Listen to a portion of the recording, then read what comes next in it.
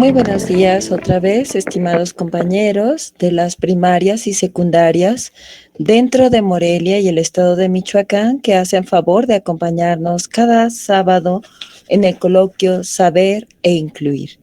En esta ocasión, en nombre de nuestro director, el maestro Moisés García, y de nuestra coordinadora, la maestra Erika García, además del grupo Perfiles, que también nos hace favor de difundir la ciencia y la cultura cada sábado, tenemos la oportunidad, el privilegio de recibir a la maestra Hilda Sujei López González, a quien nos honra de verdad su presencia, puesto que es una persona altamente preparada y muy humana. Si me permiten, pasaré a leer el currículum abreviado, porque es una persona muy ocupada, de la maestra Hilda Sujei López González. Ella es licenciada en Ciencias de la Comunicación por la Universidad Vasco de Quiroga, coordinadora de grupos artísticos en la Universidad Michoacana de San Nicolás de Hidalgo, docente en la Universidad Montclair en el área del sistema dinámico. Ha sido profesora en la Universidad Interamericana para el Desarrollo, además de la Universidad Nacional Obrera de Guanajuato. Ella, productora del programa Tiempo y Espacio Informativo Cultural, fue transmitido durante el espacio de Radio Nicolaita desde el año 2001 hasta 2016 y durante el primer semestre del año 2018 ella funge como integrante de las mesas de análisis del noticiero matutino CBAI Amanecer, emitidos por la empresa CB Televisión. En diferentes momentos ha impartido las materias de comunicación oral y escrita, géneros periodísticos, comunicación política, análisis del discurso, filosofía de la comunicación, comprensión de textos de psicología, comprensión lectora, campañas de publicidad, comportamiento organizacional, análisis del discurso, comunicación, sociedad y cultura, dentro de una gestión de proyectos comunicativos, además de la investigación de mercados e investigación en planes educativos y de medios. Ella ha asesorado diversos proyectos dentro de la Facultad de Psicología y el posgrado de la Facultad de Ingeniería Civil de la Universidad Michoacana de San Nicolás de Hidalgo. Ella coordina estos cursos vinculados al área de comunicación e investigación. La maestra Hilda Sujei nos honra con estas leyendas de la noble ciudad de Valladolid. En esta ocasión nos adentra mediante su voz y su misterio a la maravillosa ciudad de el Valle de Guayangareo, nuestra antigua Valladolid. Bienvenida sea, maestra Sujei, a esta su casa por parte del coloquio Formar e Incluir. La preparatoria Melchor Ocampo reitera su agradecimiento.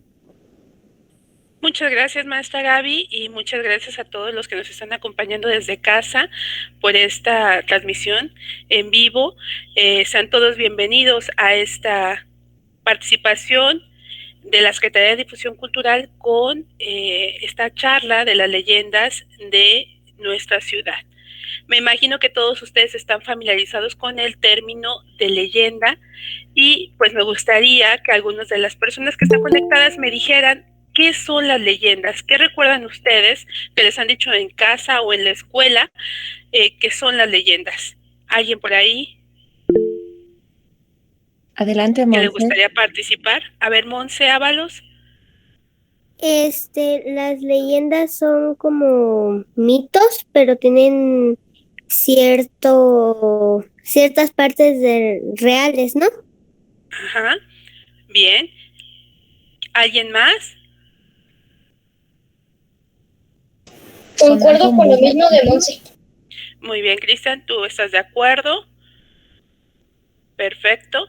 Pues sí, tanto Cristian como Monse tienen razón. Las leyendas son unas narraciones que son mitad verdad y mitad cuento o mentira, se podría decir.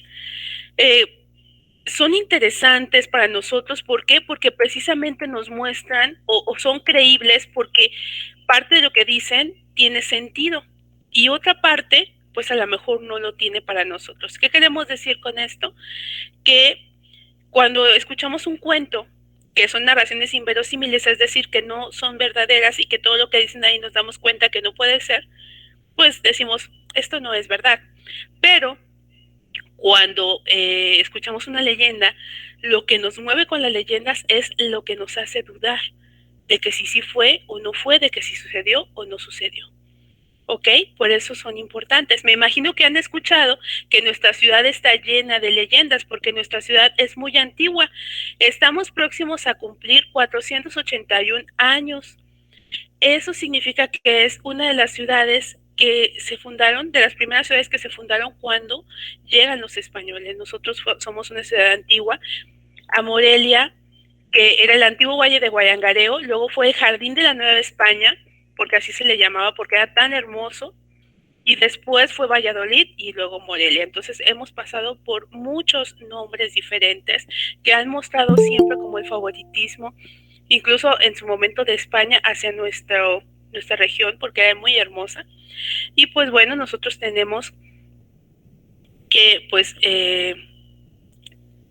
Morelia está plagada de historias. Todas sus calles, sus casonas, sus iglesias están llenas de historias. ¿Alguno de ustedes ha escuchado leyendas de nuestra ciudad? ¿Alguien que haya ido a algún recorrido? Contar? Yo he escuchado algunas leyendas. ¿Sí? ¿En algún recorrido o en casa? En casa. ¿En casa? Sí. Sí, porque la cuestión aquí de las leyendas también que es tan interesante es el hecho de la tradición oral. ¿Qué quiere decir esto? Que la tradición oral nos lleva y nos enseña todo esto. Yo recuerdo de niña que cuando nosotros terminábamos de comer, una de mis tías nos leía leyendas, o mi abuelita nos contaba leyendas de cuando yo era niña y lo que había sucedido, y entonces era como viajar por el tiempo, ¿sí? Y es como un aprendizaje constante también de las transformaciones del lugar en el que nosotros vivimos y de la gente que lo habita. ¿Saben dónde es aquí el lugar que se muestra en la imagen? ¿Plaza Valladolid? Es la Plaza Valladolid. Y la Plaza Valladolid es, es el Templo de San Francisco y el Convento de San Francisco. Este era, pues, ahí justamente se hizo o se empezó a edificar nuestra ciudad. Si habláramos de un lugar donde se empezó Morelia, sería precisamente con el convento de San Francisco, que fue la primera gran construcción que se realizó. Entonces, la historia que les voy a contar ahora es precisamente una que se llevó a cabo ahí, en el templo de San Francisco. Así que ahora que vayan otra vez, que vayan de visita o que estén paseando por el centro, cuando entren a lo mejor van a verlo de diferente manera. Entonces, esta historia corre o pasa en el año de 1531. O sea, estamos hablando de hace muchísimo tiempo, cuando la ciudad pues estaba apenas en la construcción, ¿no?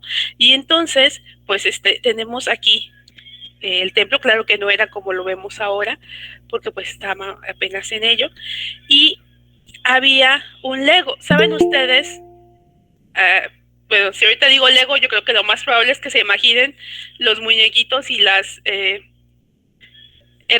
cositas para armar, ¿no? Cuando hablamos de Lego, pero en la religión católica, los Legos eran las personas que en los conventos no eran religiosos todavía y hacían como las labores más humildes en el convento. O sea, eran los que hacían de sacristanes, eran los que hacían la limpieza, eran los que hacían todo lo que los otros que ya eran sacerdotes en toda la extensión de la palabra no hacían, ¿no? Entonces, esta historia es precisamente sobre un Lego que estaba ya cerrando todo el templo, estaba acomodando todo para irse a descansar, pero primero tenía que apagar todas las velas, tenía que cerrar las puertas, asegurarse de que ya no pasaba, no había gente adentro, no había nada afuera que estuviera perturbando la paz.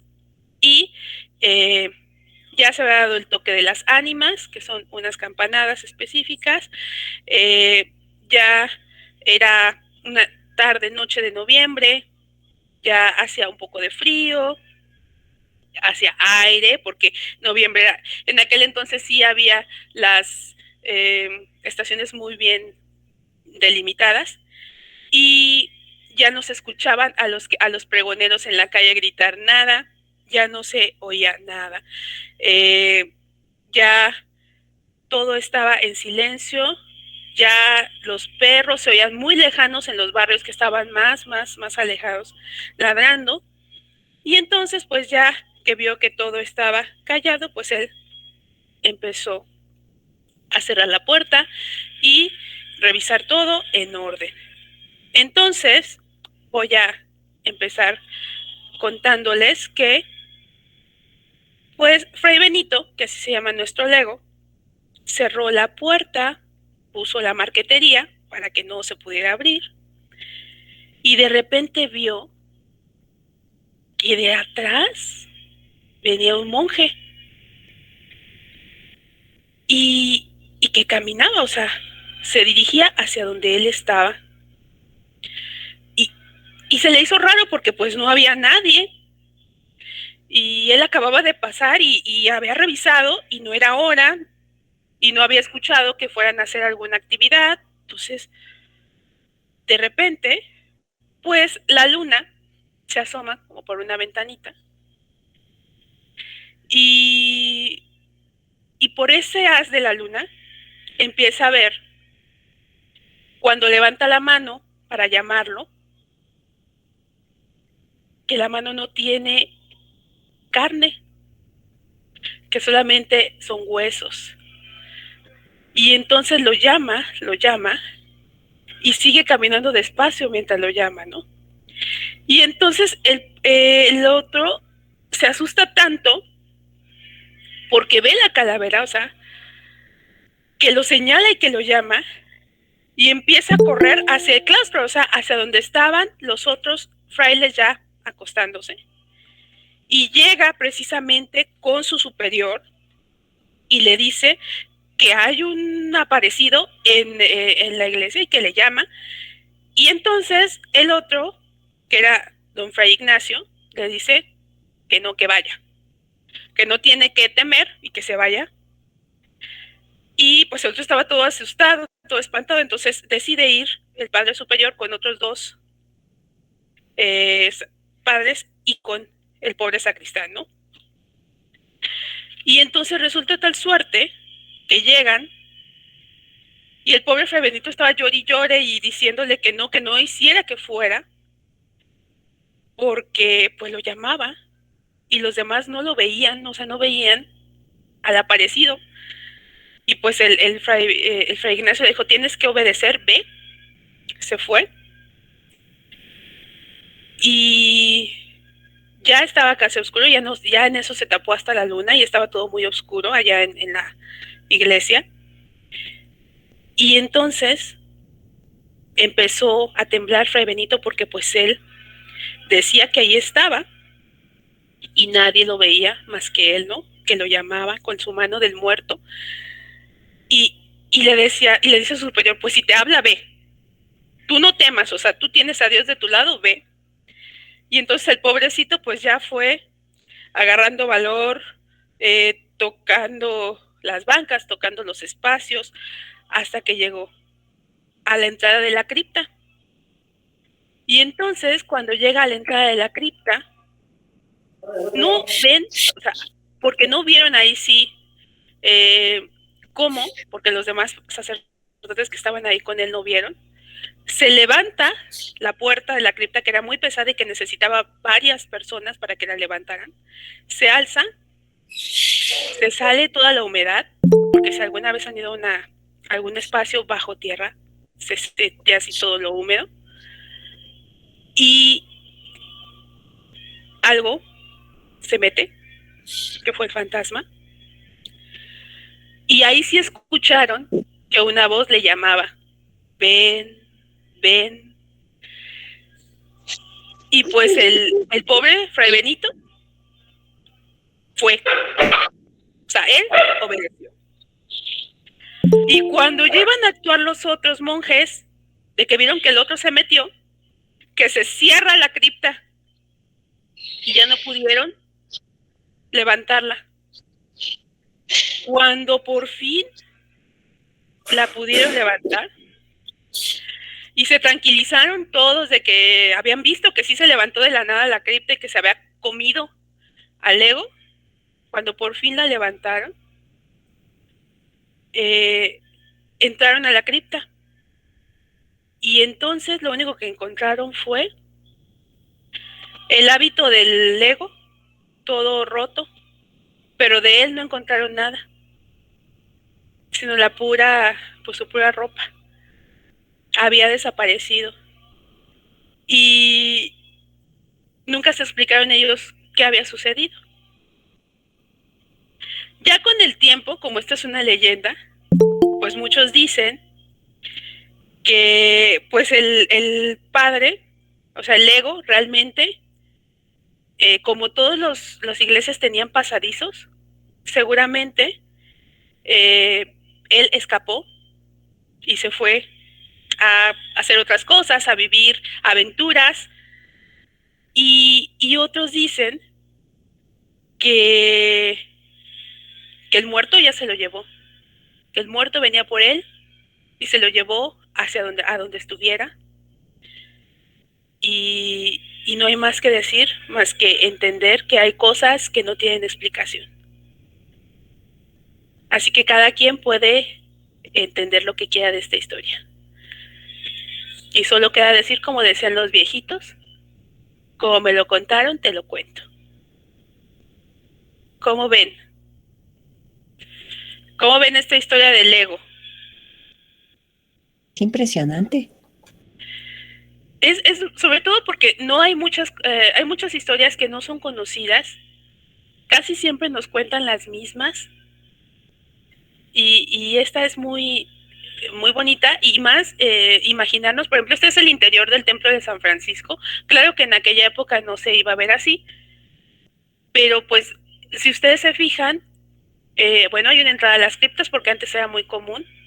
Imagínense la impresión de que está todo oscuro, en aquella época que no había luz eléctrica, y que ves que algo se levanta del piso que es la cripta.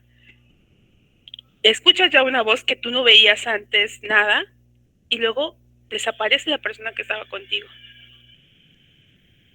¿No? Y aquí pues entran las cuestiones hasta de la fe, ¿no? Porque pues ellos así de, tú sé valiente porque Dios está contigo, y mira que pues sí estaba contigo, pero toma, ¿no? Entonces es impresionante. Vamos con la siguiente. Aquí, ¿dónde es? A ver, ¿qué lugar es este? Jovencitos, ¿quieren opinar? Alguien que sepa. Monse, A ver, No. Bueno, Julio, La catedral. es la catedral, así es, Julio. bien. Y entonces, la siguiente historia, que fíjense que ronda, y no solo con la catedral, sino con varias iglesias del centro, y eso lo dicen muchas personas, pero luego están en estado inconveniente y por eso no les creen. Pero, pues la siguiente historia se titula Misa de Medianoche. Y otra vez tenemos precisamente de protagonista, podríamos decir, a un sacristán. ¿Quiénes son los sacristanes? Pues son las personas que andan ahí ayudando en el templo, que se encargan de que esté todo en orden, que esté todo cerrado, de que tengas lo que se necesita. Y otra vez tenemos una noche, pues que estaba un poco lluviosa, que había mucho frío, que hacía mucho viento, y entonces había tinieblas, porque acuérdense que cuando llueve baja la bruma, y imagínense en aquellos entonces, que no estaba como ahora, que en esta imagen que tenemos coches y que tenemos ruido a todas las horas, sino que realmente hay una hora en la que no hay nada de ruido. Estaba a medianoche el sacristán cuando escuchó de repente que llamaban a misa. Entonces se le hizo raro porque el único que llama a misa pues es él. Entonces dice, a ver, ya me están quitando la chamba, ¿qué pasa aquí? Y se levanta rápido para ver qué está pasando, ¿no? O sea, quién está haciendo una travesura o quién está dando lata, porque pues no es hora. O a lo mejor hay algún problema, porque antes también cuando había incendios o había desgracias grandes, pues se tocaban las campanas de las iglesias para que la gente rápido y supiera que había un problema y se levantara y actuara en consecuencia, ¿no? Entonces dice, ¿qué está pasando?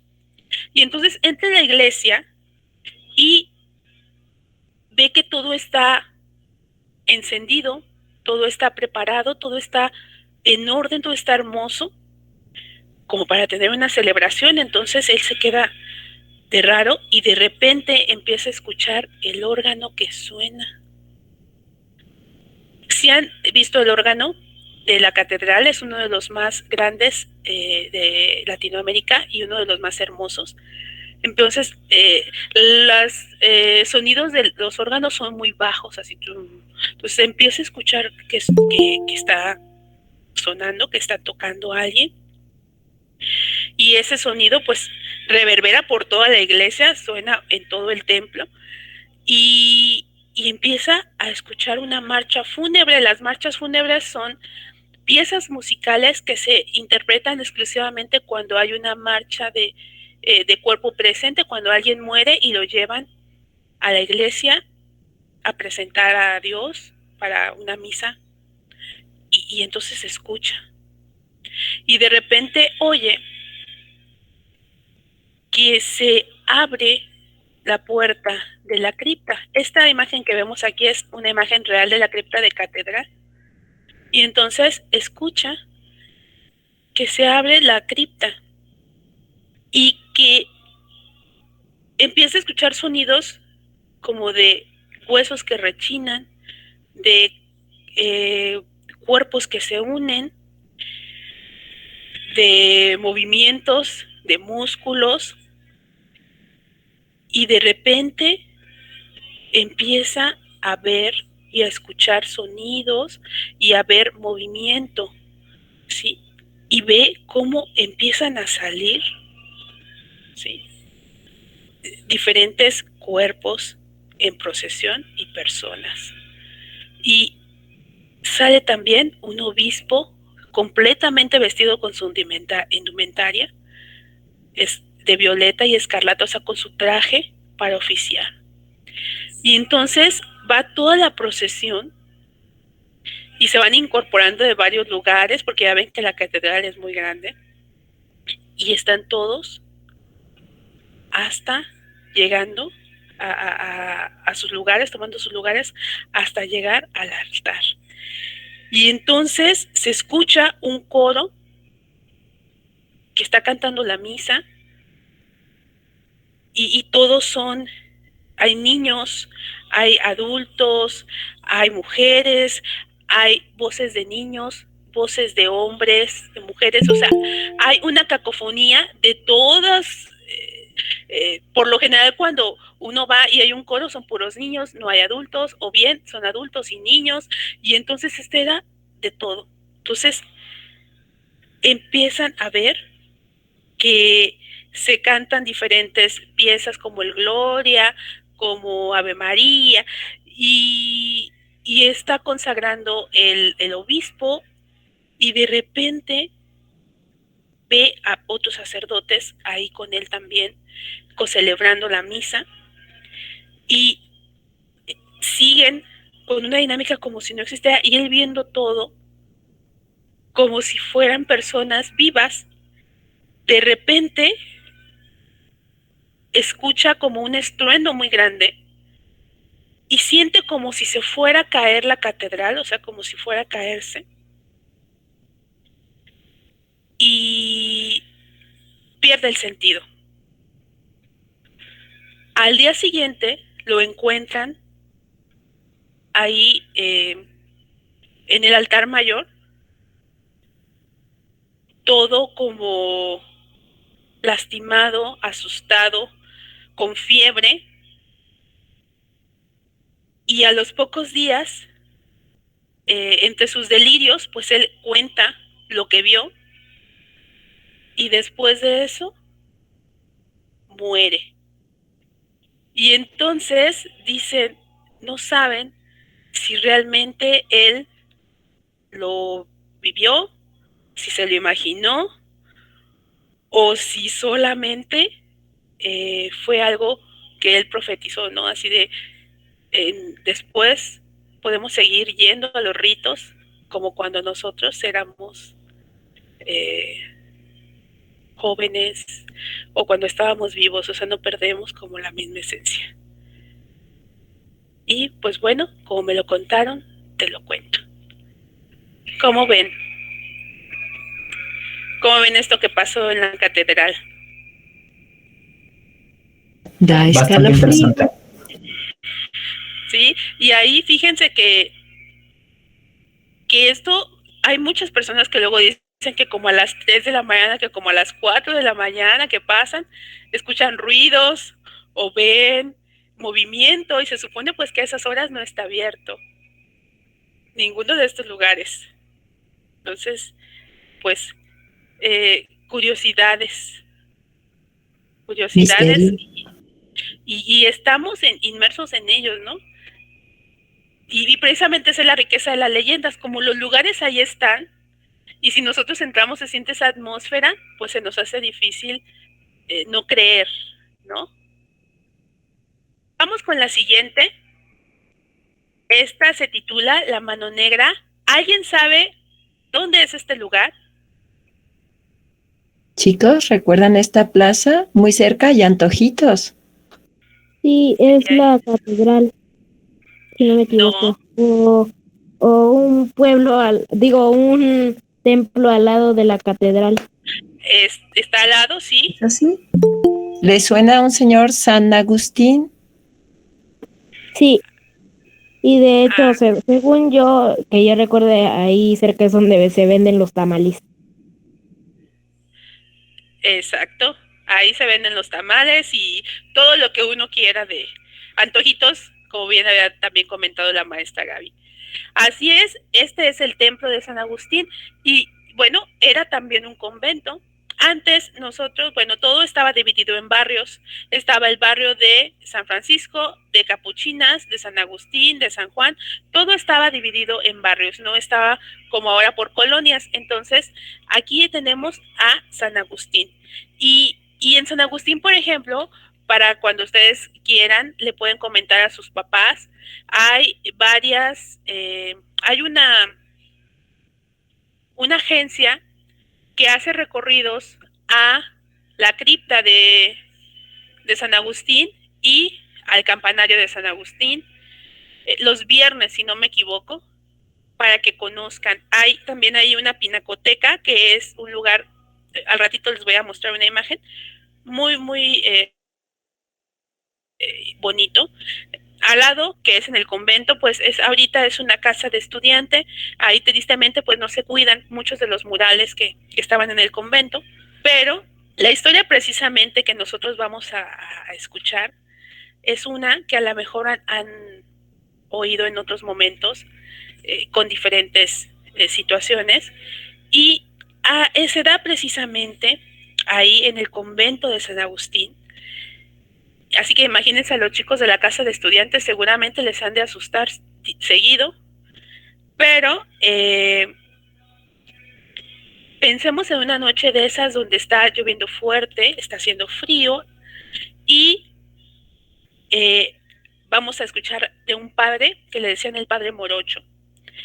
Y era un padre que a todo el mundo le caía bien, que era muy dicharachero, que era alegre y todo el mundo lo consideraba, le gustaba estar cerca de él. Y pues a él le gustaba, ya cuando todos estaban recogidos en sus celdas, porque acuérdense que los frailes tienen sus celdas pequeñas, solo con su camita y a veces una sillita y ya. Él casi siempre pues tenía ciertas actividades, le gustaba pintar, le gustaba leer, y entonces él estaba en su celda, porque ahora estaba en este convento. Permítame un segundito. estaba en este convento y una noche, ya cuando todo está muy callado, cuando ya no había nada, se supone que el padre pues estaba ahí revisando algunos documentos, estaba leyendo unas cosas y de repente ve una mano negra que le apaga la vela. Porque acuérdense que antes no había luz, entonces usaban velas. Y entonces él se dice, o sea, le apaga la vela. Y él, tan tranquilo, sin asustarse, porque a ver qué hubieran hecho ustedes si de repente no hay nadie más que ustedes solos en un lugar y les apagan la luz, ¿qué hubieran hecho? ¿Qué hacen? Correr. Salimos corriendo, nos asustamos, ¿no? Pues no, el padre Morocho le dice, encienda usted la vela, caballero, muy tranquilo. Y de repente se escucha cómo golpean la piedra con el pedernal, ¿no? Así, porque antes así encendían, ¿no? No había encendedores como ahora, ni había cerillos, entonces empiezan a golpear la piedra y enciende la vela. Y le dice, y ahora para evitar que siga haciendo travesuras, me va a tener que detener la vela con una mano y con la otra va a taparme el pabilo para que no se me apague mientras leo. Y entonces cuenta la historia que las manos hicieron eso. O sea, una tomó la vela y la otra le tapaba para que el aire no fuera a apagarle la vela y él pudiera seguir leyendo. Y así se dice que todos los días la mano o las manos se le aparecían y le ayudaban a pintar, le ayudaban a hacer las actividades, o sea, siempre les decía a él qué quería que hicieran y él les daba una comisión para que no estuvieran dando lata, para que no estuvieran molestando, mientras estaban ahí con él, o sea, que estuvieran haciendo actividades, no estuvieran de ociosos. Entonces, dicen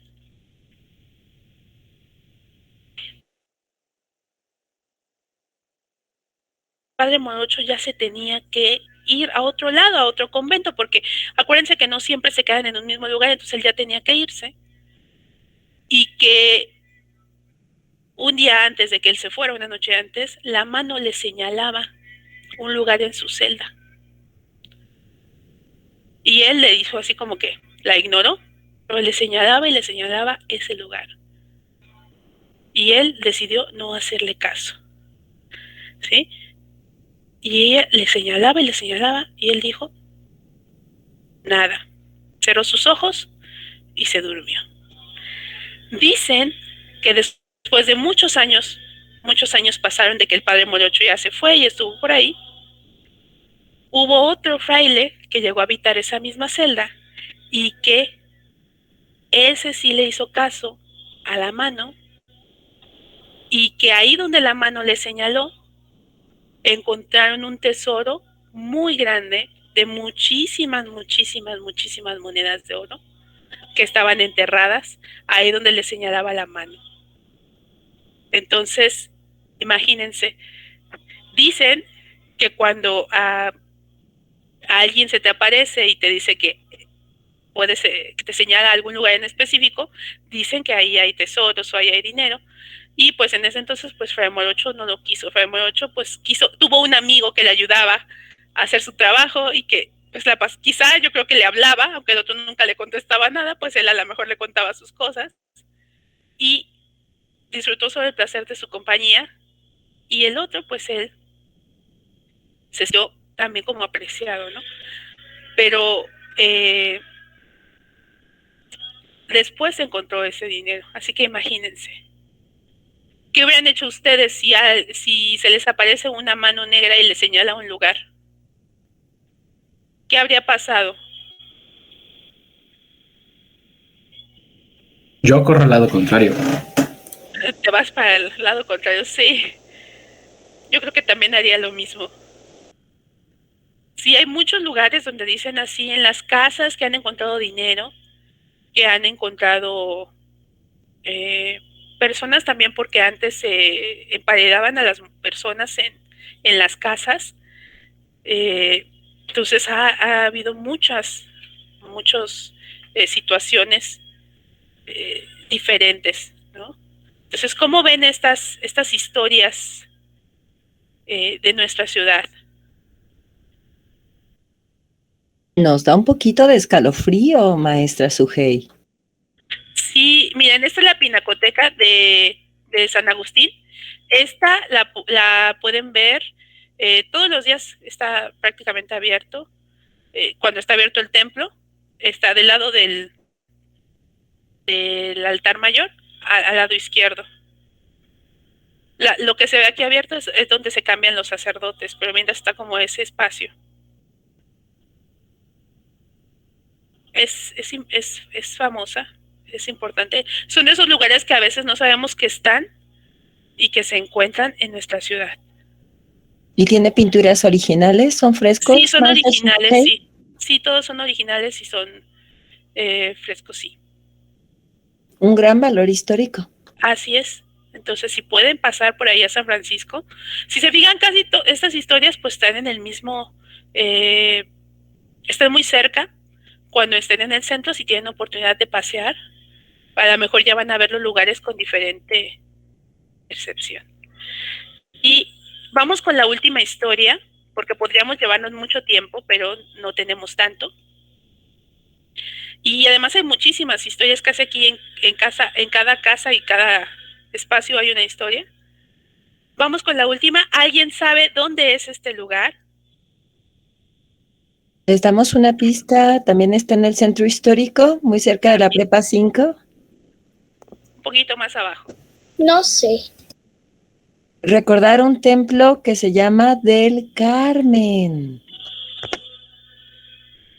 Así es el Templo del Carmen o la Casa de la Cultura, que se podría llamar, o que se llama ahora, porque es el Templo del Carmen de un lado y la Casa de la Cultura del otro. ¿Por qué? Porque este era o es el templo de los carmelitas descalzos, porque eran hombres. Nosotros casi siempre escuchamos Templo del Carmen y decimos mujeres. Y no, las carmelitas estaban donde ahora hay unas oficinas de seguridad pública, donde antes hace mucho era la Central Vieja, sus papás seguramente sí sabrán. Ese templo sí desapareció completamente, solamente en la esquina que baja de Valentín Gómez Farías se alcanza a ver todavía la parte de la iglesia, pero desapareció completamente de las Carmelitas descalzas que estaba acá de este lado. Este es el templo de los Carmelitas descalzos. Este templo, este convento fue, antes de ser la Casa de la Cultura, fue cárcel, fue central de autobuses de guajoloteros. Para los que no saben qué es un guajolotero, pues eran los camiones que llevan a las comunidades más cercanas, que no alcanzaban a hacer autobuses. Ahora pues es un recinto cultural, pero imagínense cuánto ha visto este espacio que ha pasado por muchos cambios y transformaciones. Esta historia que les voy a contar, que es La Ventana del Muerto, es mi historia favorita. Me gustaba mucho cuando me la contaban. Y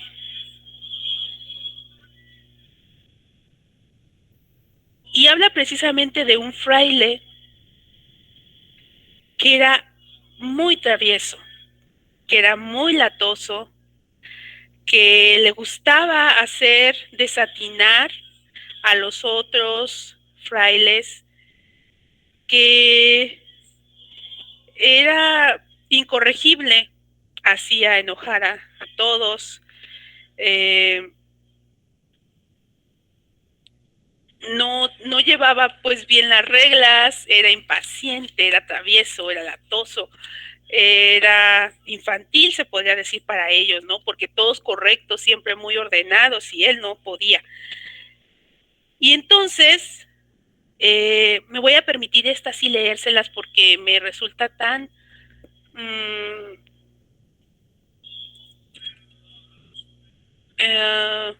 impactante. ¿Movedor?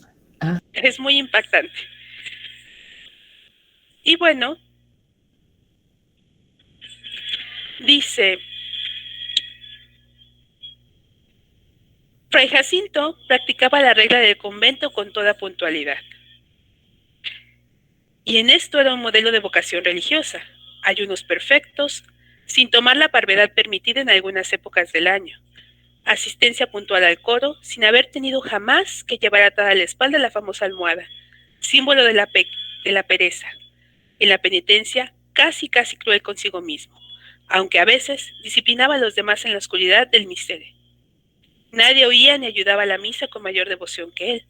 En las aulas era el más aplicado y el mejor aprovechado. Por todas esas cualidades y también en consideración a la noble estirpe de su familia, le toleraban los buenos carmelitas su incorregible manía de travesuras, que a la larga lo metieron en la tremenda aventura que narraremos en el curso de esta verídica historia. Pero antes, lector amigo mío, abriré con tu permiso un impertinente paréntesis para darte a conocer el teatro de los acontecimientos. En el crucero del Evangelio y frente a la capilla de Nuestra Señora del Carmen, abre su medio punto la gran puerta que conduce a la antesacristía de la iglesia. Penetrando por ella se miran inmediatamente a mano izquierda los vestigios de otra pequeña puerta que antes de estar condenada daba acceso a la espaciosa sala de profundis y que actualmente sirve de capilla para el Sagrado Corazón de Jesús. Adelante encontraremos la puerta del pequeño claustro del priorato a la derecha. Frente a la clausurada está lo que antes era la vicaría. Avanzando un poco más, ya para llegar a la hermosa puerta blasonada de la sacristía, vemos una ventana que mira al hermoso y anchuroso patio principal del convento. En la sala de profundis dará principio nuestra narración y fin en esta humilde ventana. ¿Qué es esta ventana? Que sí está ahí en la Casa de la Cultura. Tristes eran aquellos días las horas que pasaban por el convento del Carmen. Los monjes estaban preocupados y temerosos de un desenlace que, comprendían, no tardaría en llegar. Fray Melitón de la Cruz, aquel viejecito hermano tornero que aconsejaba sacarle el demonio a nuestro Fray Jacinto por medio de exorcismos, conjuros y aguas benditas, estaba seriamente enfermo de mortal dolencia. Y por eso los afligidos carmelitas no cesaban de entrar al oratorio privado para pedirle, al que todo lo puede, la salud de aquel padrecito tan humilde, tan dulce, tan lleno de virtudes, que lo hacían estimar para propios ajenos. Se había puesto todos los medios humanos para conseguir su alivio, pero claro se veía que Dios lo llamaba a su amoroso seno, por lo que la superioridad dispuso que se le administraran los últimos auxilios espirituales. Reunida la comunidad en la iglesia, se presentó el padre prior en el altar mayor, revestido de la suntuosa capa pluvial, y sacando del sagrario el copón de oro pudentísimo, con las hostias sagradas lo llevó hasta la celda del enfermo en solemne procesión. Y bajo de un palio de brocado azul sembrado de peonías, dos religiosos llevando pesados incensarios de cincelada plata, nublaban el aire con el humo de perfumado copal. La comunidad, vela en mano y en doble fila, acompañaban al viático que presidía el hermano sacristán, llevando la cruz alta, acompañado por dos acólitos con altos y relucientes ciriales. Varios niños de los que se educaban en el convento, formando valla, esparcían por el suelo al paso de la procesión pétalos de frescas y fragantes flores. El enfermo recibió el Santísimo entre los graves acordes del Mísere, cantado por la capilla del convento. Pocos momentos más tarde, entró en agonía y su alma emprendió el gran viaje a la eternidad, llevándole a Dios la ofrenda de una larga vida llena de penitencia, abnegación y piedad cristiana. La comunidad lo lloró sintiendo bastante su muerte. El cadáver, amortajado en su hábito de carmelita y dentro de un humilde féretro, fue llevado entre las notas del triste de profundis, entonado por todos los monjes a la sala de ese nombre, para velarlo y hacerle el día siguiente las honras fúnebres. Era costumbre que por la noche velaran el cadáver 2 religiosos acompañados de 2 novicios, divididos en 2 turnos. En esta ocasión, tocó el último turno, el de la medianoche a la madrugada, al clavero, Fray Elías de Santa María, de alma sencilla y timorata, acompañado del terrible Fray Jacinto. Al filo pues de la medianoche, se presentaron en la sala de profundis para recibir su guardia, relevando a los que habían montado la primera y que se apresuraron a retirarse a sus celdas para descansar. En la mitad de la sala estaba una gran mesa cubierta con una rica tela de terciopelo negro orlada de ancho galón de plata. Sobre la mesa estaba el féretro y su cabecera un crucifijo de bronce reverberaba a la luz de los 4 cirios, que sostenidos por los negros y recios trípodes de madera, alumbraban en las esquinas del túmulo. Enfrente, a los pies del cadáver, había 2 reclinatorios.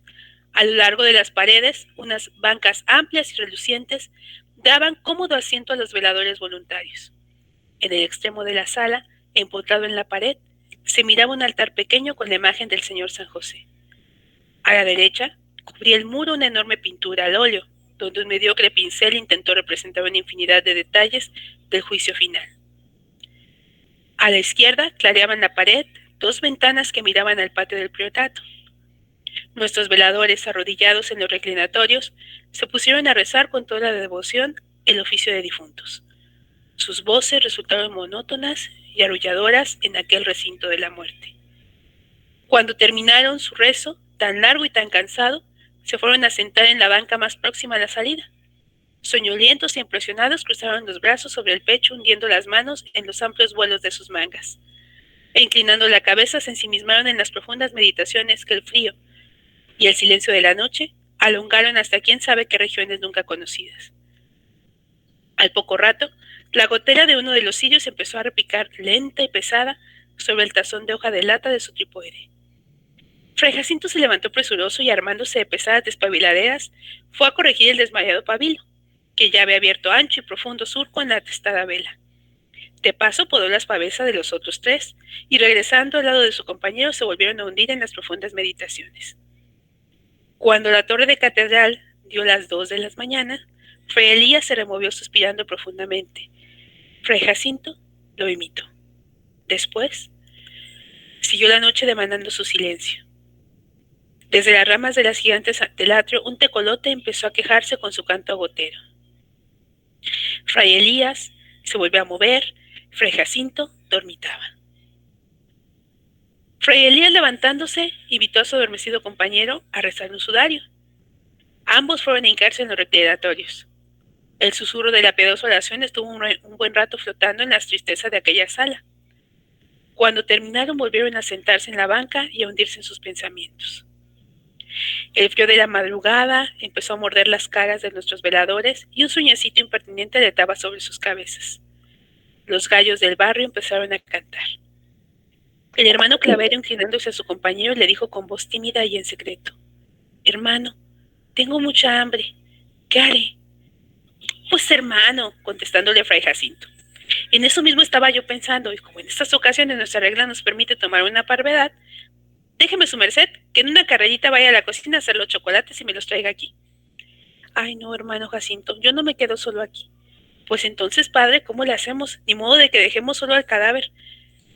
«¿Sabe? Mejor yo iré a la cocina». «Pero, ¿cómo va su merced?» Bien, ahora verá usted cómo no me dilato. A ver si no me da miedo porque los claustros son tan solitarios y sombríos. Dios nos libre. Espéreme tantito». «Pero, padre, es que... ¿también tiene su merced miedo?» «Oh, no, padre Elías, pero yo soy quien debe servir a su merced». Sí, hermano, Dios se lo pague, pero la verdad es que a mí me imponen mucho los muertos. Así que aguárdeme un ratito y verá qué rico chocolate sé hacer yo. Como que cuando era lego estuve trabajando en la cocina del convento bajo la orden de Fray Jerónimo de la Cruz, aquel sabio que enriqueció las cocinas de nuestra orden con tantas y tan sabrosas recetas. Así que, hermano, espéreme y no me dilato nada». Y sin más salió haciendo una profunda reverencia. El hermano Jacinto se quedó solo con el cadáver y empezó a rezar muy devotamente, pero como el demonio no descansa,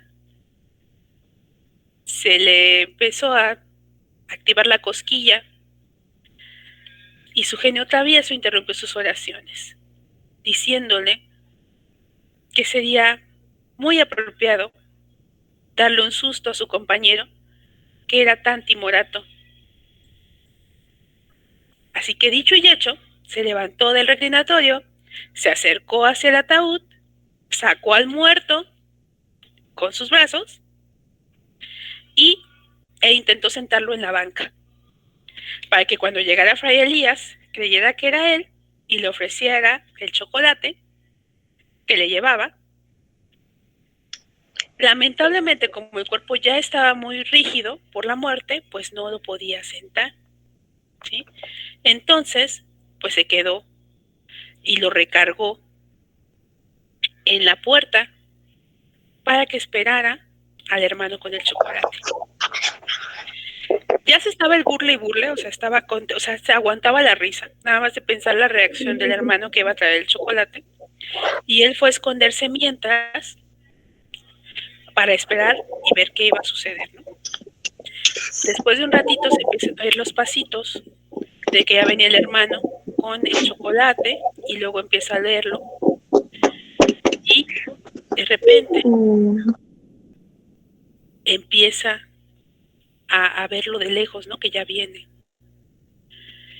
Cuando Fray Jacinta se acercó más a la puerta, mirando al bulto del muerto, le dice solícito, creyendo que era el novicio que ahí estaba esperándolo. Ándale, hermano, véngase a tomar su chocolatito. Huela, huela, qué cosa más rica. Y acercó la charola al pecho del que creía era Fray Jacinto. La inmovilidad y el silencio que dieron respuesta a su cariñosa invitación hicieron que el buen padre pusiera mayor atención y levantara los ojos para mirarle la cara al de la puerta. El hermano Jacinto, hecho novillo, o sea, hecho bolita, tras la mesa donde se estaba escondido, no se aguantaba las carcajadas. De pronto, Fray Elías se puso pálido, sus ojos se abrieron tanto que parecía que se les iban a salir y empezó a temblar y dejó caer la charola con los chocolates. El estruendo de la hojalata, la indiscreta laraca de las porcelanas y los cristales se oyó horrible en todo el claustro, porque era de madrugada y no había ruido. Los panes, todo se cayó y rodó por toda la sala, hasta que se desmayó. Fray Jacinto, temeroso de que lo fueran a castigar porque pues se hizo un desorden, pues él corrió para volver a colocar el muerto en la caja, recoger todo el desorden que se había caído y ayudar a Fray Elías para que volviera en sí y convencerlo de que él se lo había imaginado, que eso no era cierto, que no había pasado y que eso había sido nada más producto de su miedo y de la imaginación. Pero, rompiendo la rigidez de la muerte, también el muerto comenzó a avanzar y a su vez tocó a Fray Jacinto. Cuando eso pasó, su corazón dejó de latir dentro de su pecho. El espanto iluminó su cara y se le borró todo color. Cerró los ojos porque no quería ver a Fray Melitón, porque él quería convencerse también de que era pura mentira, ¿sí?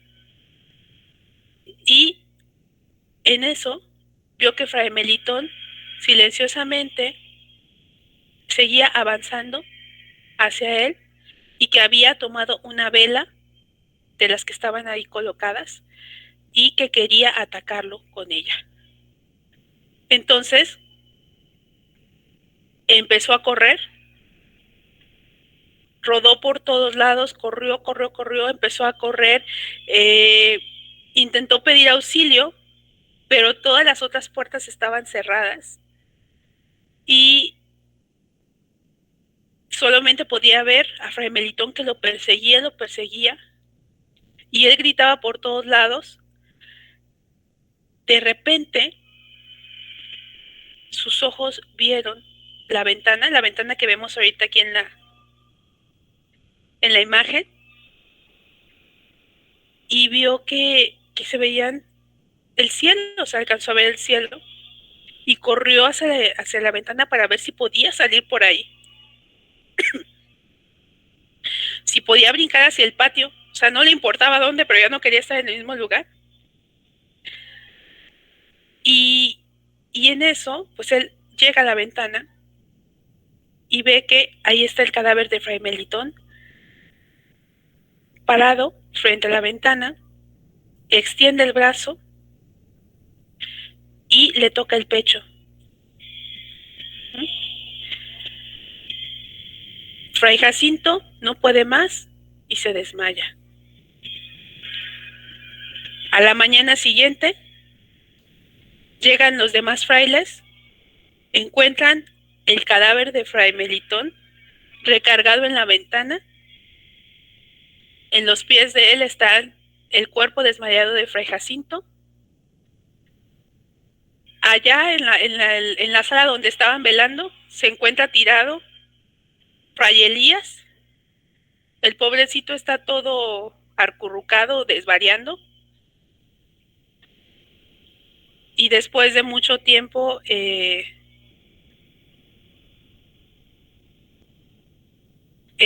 pasó, pues Fray Elías siempre se volvió todavía más miedoso, se volvió todavía más circunspecto, y a Fray Jacinto se le quitó lo bromista, ¿sí?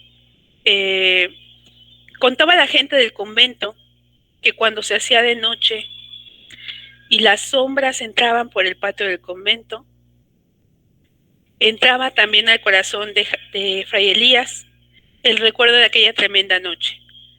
Y entonces un miedo espantoso a los muertos surgía en él, lo que hizo que al final Fray Elías se muriera de miedo. ¿Cómo ven esta última historia? Fascinante. ¿Sí? Escalofrío. Esta es mi historia favorita. Cuando yo estaba niña me gustaba tanto que la contaran. Mucho, mucho. ¿Qué dicen nuestros niños? ¿Cómo se sintieron con la serie de historias que hizo favor de contarnos la maestra Sugey? Fascinante. Bueno, qué bueno que les gustó. Sobre todo, ojalá les interese que conozcan un poquito más sobre ello. Las leyendas también nos ayudan a entendernos a nosotros como parte del colectivo que somos.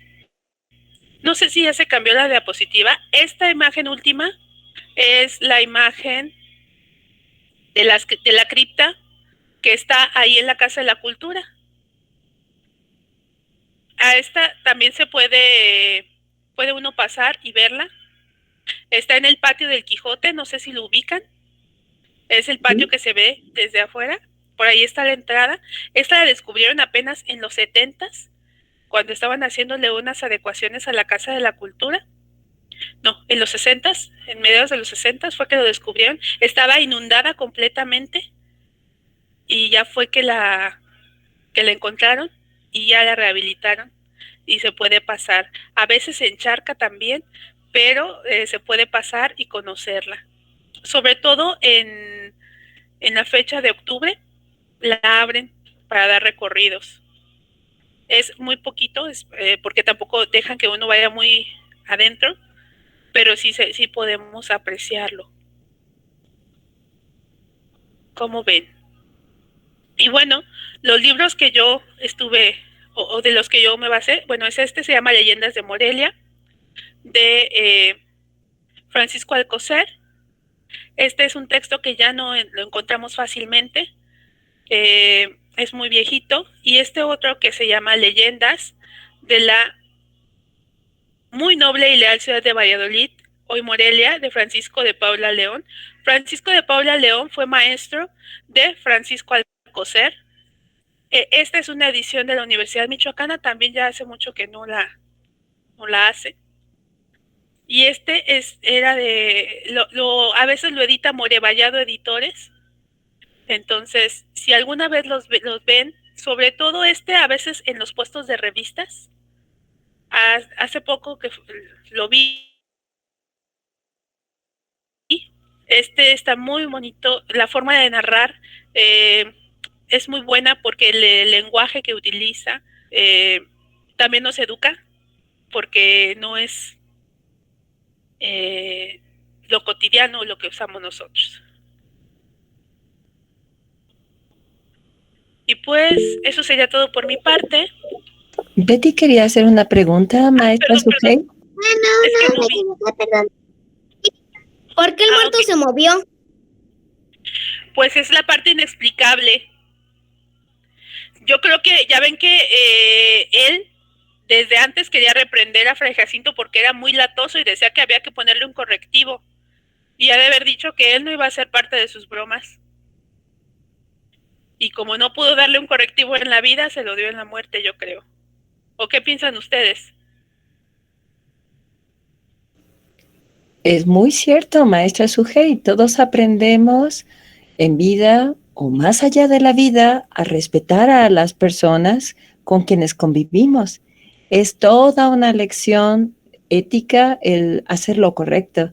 No sé si nuestra doctora Tania Madeleine, que también está como parte del grupo de formar e incluir, quisiera hacer alguna pregunta, puesto que ella como doctora en historia seguro que tiene cantidad de historias y leyendas que a lo mejor quiere compartir con usted.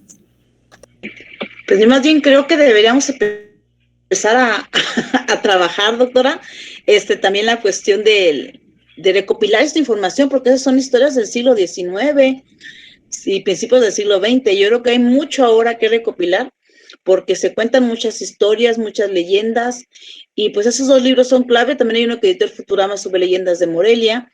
Y habrá que hacer a lo mejor un especial para niños, hasta con dibujos, para que se conozcan la historia, los edificios de su ciudad, y aprendan pues a conocerla como tal. Pero sí hay mucha información sobre tradición oral.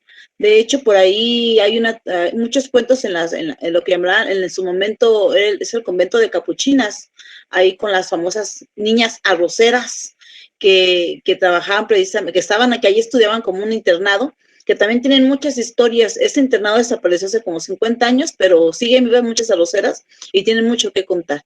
Entonces será muy interesante recopilar las nuevas ediciones para los jóvenes, para los niños, y que vayan pues conociendo su ciudad. Y pues a la maestra Sujei, pues todo mi agradecimiento, porque está muy interesante la manera en que cuenta y que emociona a los niños, pues es fascinante. Muchas felicidades. Muchas gracias, doctora Tania Madeleine. ¿Algún otro pequeño o jovencito, niña que nos quisiera decir? Ana Karen, ¿cómo te sentiste? Pues estuvieron bien las leyendas. ¿Te dio un poquito de miedo? Pero sí estuvieran buenas las leyendas y sí estuvieran interesantes. Pero ahora las chicas también somos valientes, ¿verdad? Y vamos a buscar la parte científica. ¿Por qué? ¿Para qué? Muy bien. Betty Hernández, ¿quieres contarnos algo? Por aquí andaba Plantas y Zombies, que siempre es muy hábil captando lo que quieren decir nuestros conferencistas. Creo que se salió de la llamada.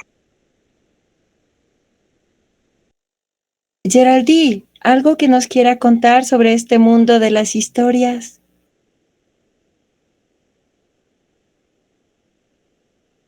No corren. Tal vez no pueden por el micro. Pues queremos felicitar de corazón a todas las personas de nuestras primarias, secundarias, dentro de Morelia y el Extrarradio, que hacen el favor de acompañarnos cada sábado en el coloquio Formar e Incluir. Y aquí observamos también a nuestra coordinadora, la maestra Erika García, que quizás quiere darnos algunas palabras. Muchas gracias a todos los presentes. No sé si me escuchan bien. Pues muchas gracias a todos los presentes. Sí, maestra Sujei, pues ya usted es de casa, así que pues gracias por seguir participando con nosotros. No, al contrario, gracias a ustedes por la invitación. Me gusta compartir con todos. Esto es muy interesante, es un tema que da para mucho. Hay muchas formas en las que se podrían compartir las leyendas. Pensaba hacer algo con títeres, pensaba hacer otras ideas, pero pues también luego es algo complejo, ¿no? Entonces, pues decidí lo más sencillo. A lo mejor también si fuera más tarde, si estuviera, cambia todo, si es de noche, si está lloviendo, si estás en otro lugar, para el impacto. No, pero yo recuerdo pues de niña. Yo creo que vamos a tener que hacer la segunda parte. Sí, hay muchísimo material, como bien decía la maestra Tania, o sea, hay mucho material y sobre todo que lo podemos ver en los lugares que visitamos todos los días o que pasamos seguido por ahí. Y eso es lo más interesante. Entonces, pues espero que hayan disfrutado, espero que hayan aprendido un poquito más también sobre esto, que finalmente las leyendas forman parte de nuestra historia popular, forman parte de nuestra identidad también y de nuestro ser, ¿sí? Porque es parte de lo que nosotros somos producto, no de todas esas historias de nuestros abuelos. Como bien les decía, muchas son tradición oral, por eso puede haber muchos múltiples finales y nunca vamos a saber cuál es el real. ¿Por qué? Porque cada quien lo puede interpretar de diferente manera. Entonces espero que lo hayan disfrutado. Me gusta que digan que no les dieron miedo. Yo recuerdo que a mí me daba mucho miedo cuando yo era niña escucharlas, que me las leyeran. Me gustaba que me contaran, pero yo me acuerdo que sí daba mucho miedo pensar que eso pudiera pasar, ¿no? Y porque aparte creías que sí sucedía. Entonces no era algo lejano. Y ahora pues hay otras cosas que nos asustan, ¿no? Pero es la parte enriquecedora. Entonces muchas gracias por la oportunidad de compartir. Y pues espero que coincidamos en otro momento. Gracias por sus atenciones como siempre. Queremos agradecer de manera muy rápida al ingeniero también Roberto, porque la parte técnica que nos hace posible comunicarnos, vernos, escucharnos y difundir esto, incluso más allá en las redes sociales. Muchas gracias, ingeniero Roberto. También a la maestra Rocío Aguirre, que forma parte del grupo, y también al maestro Rufino. Y de nuevo, maestra Tania Madeleine, muy acertados sus comentarios. Tomaremos en cuenta eso. Y como dice nuestra coordinadora Erika García, seguiremos con las segundas partes para que esto será mucho más interesante. Un abrazo especial a cada uno de nuestros directivos, profesores y, por supuesto, nuestros consentidos, nuestros estudiantes de primaria y secundaria. Queridos niños, niñas, gracias por estar aquí y hacer esto una gran leyenda. Hasta pronto, maestra Sujei. Hasta pronto, amigos. Muchas gracias. Hasta luego. Gracias. Adiós.